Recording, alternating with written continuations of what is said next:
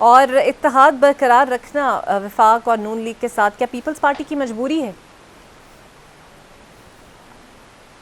देखिए, हमें पार्लियामेंट चलाना कुछ मतलब है कि मजबूरी, ज़रूरी नहीं है कि हम हमारी मजबूरी का इतना भी फ़ायदा उठा लें कि जी मजबूरी है और ऐसे इनको फॉर ग्रांटेड लें। हमारी ऐसा कोई ऐसी मजबूरी भी नहीं है।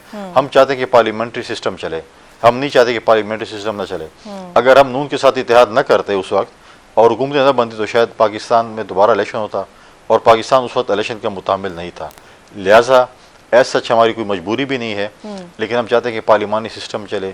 जो है माजी में पार्लिमानी सिस्टम पे बड़े जो है वो शब खून मारे गए, तो कुछ अरसे से 2008 से अगर आप देखें एक पार्लिमानी सिस्टम चल रहा है, 5-5 साल पार्लियामेंट पूरी कर रही है, तो हम चाहते हैं कि चीज़ें चलती रहें। बिल्कुल सही सर। एक आखिरी सवाल, केपी में सूरत हाल ख़राब है लेकिन बलूचिस्तान के हालात भी कुछ अच्छे नहीं हैं, वहाँ भी हालात ख़राब है और वहाँ पीपल्स पार्टी की हुकूमत है। तो जिस तरह आप कह रहे हैं कि केपी में हुकूमत नाकाम है, तो कल को ये भी कहा जा सकता है कि बलूचिस्तान में भी पीपल्स पार्टी की हुकूमत नाकाम हो चुकी है। देखें, दो चीज़ें हैं। जो केपी की लॉ नोटिक सिचुएशन है वो बलूचिस्तान से टोटली डिफरेंट है।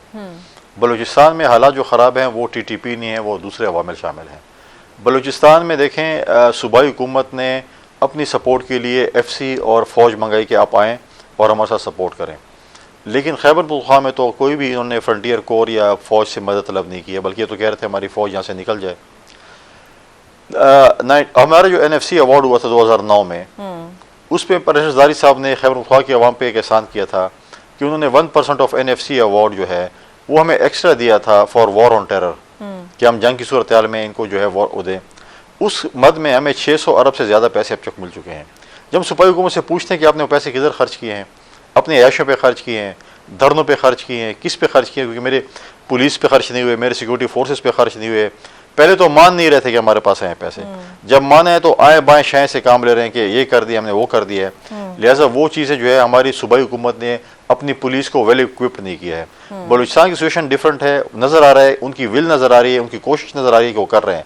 या तो हमें कह रहे थे कुछ अर्सा पहले, तो ये कह रहे थे फ़ौज यहाँ से निकल जानी चाहिए इस सूबे से। फिर आप देखिए सूबाई असम्बली में फ़ौज के खिलाफ करारदादें पास हुई हैं। फिर सूबाई असम्बली में फ़ौज के खिलाफ ऐसी गुफ्तगू हुई है जो कि एक्सपंज करने के काबिल थी, वो नहीं हुई। तो आप उसका देख लें कि उनका मिजाज क्या है, उनकी नीयत क्या है। ये कभी नहीं चाहते कि हमारे मुल्क में, जब तक ये कहते हैं जब तक PTI की हुकूमत ना आए तो हमारे मुल्क में अमन भी ना हो। इन्होंने मुल्क दुश्मनी जो की है वो 9 मई भी आप देखें। उसके बाद आप देखें कि जब हम IMF के पास जा रहे थे पिछले 16 महीने की हुकूमत में, किस तरीके से IMF को कॉल कर रहे थे, लेटर्स लिख रहे थे कि पाकिस्तान की सपोर्ट ना करें। ये तो पाकिस्तान के दुश्मन है, ये तो ये नहीं कि किसकी हुकूमत है। अगर IMF नहीं करता तो किसके खिलाफ नहीं करता, पाकिस्तान के खिलाफ नहीं करता। लिहाजा जब भी ये करते हैं ये हमेशा ऐसा काम करते हैं जिसमें पाकिस्तान खुदा न खासा जो है डिस्टेबलाइज हो। ये कोशिश करते रहेंगे डिस्टेबलाइजेशन की, हम इंशाल्लाह मेहनत करेंगे, पाकिस्तान को स्टेबलाइज भी करेंगे और इंशाल्लाह आगे लेकर चलेंगे। फैसल साहब, अभी आपने ट्रंप का भी जिक्र किया, उन्होंने ट्रंप से भी उम्मीदें लगा रखी थी, लेकिन आपने देखा होगा कि एक दहशतगर्द को गिरफ्तार करने पर ट्रंप ने बाकायदा पाकिस्तान का शुक्रिया अदा किया और वो इस ख्वाहिश का भी इजहार कर चुके हैं कि जो असलहा और वो छोड़ कर आए हैं अफ़गानिस्तान में वो वापस लेना चाहते हैं। और शायद मेरी नाकिस राय में इसको अमली जामा पहनाने के लिए कहीं ना कहीं उन्हें पाकिस्तान की भी ज़रूरत पड़ेगी। तो आपको लगता है कि ट्रंप की ख्वाहिशात का वज़न उठाने की सकत पाकिस्तानी हुकूमत रखती है, और अगर ऐसा हुआ तो हमारे हालात मज़ीद अफ़गानिस्तान के साथ ख़राब नहीं होंगे? देखें, ये तो हमेशा कभी एब्सोल्यूट नोट की बात करते थे कि हम कोई ग़ुलाम है, पता नहीं क्या है, अब ग़ुलामी कबूल करना चाहते हैं। ट्रंप की उम्मीदें थी, बस ट्रंप आएगा और अपनी पहली स्पीच में बोलेगा कि जी मेरे बानी चेयरमैन को आज़ाद कर दिया जाएगा। क्यों, क्या उन्होंने पाकिस्तान में, देखें पाकिस्तान में अदालती निज़ाम है, अदालतों ने सज़ा दी हैं। इनको न NRO मिलना है, न इनको कोई ट्रंप ने बचाना है, न किसी और बाबू ने बचाना है। इन्होंने जो करतूत किए हैं वो भुगतेंगे और उसके बाद फिर उनकी जो है रिलीज़ होगी।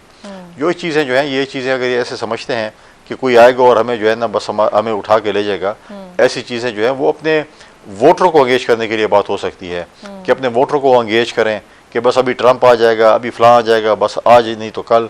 तो ये अपने वोटर्स को एंगेज करने के लिए ये काम कर रहे हैं, क्योंकि जो कि बड़े मायूस हैं, इनकी अपनी स्ट्रेटजी से बहुत मायूस हैं, इनके रवैयों से बहुत ज़्यादा मायूस हैं, इनकी अपनी की इंटरनल फाइट्स की वजह से बहुत मायूस हैं।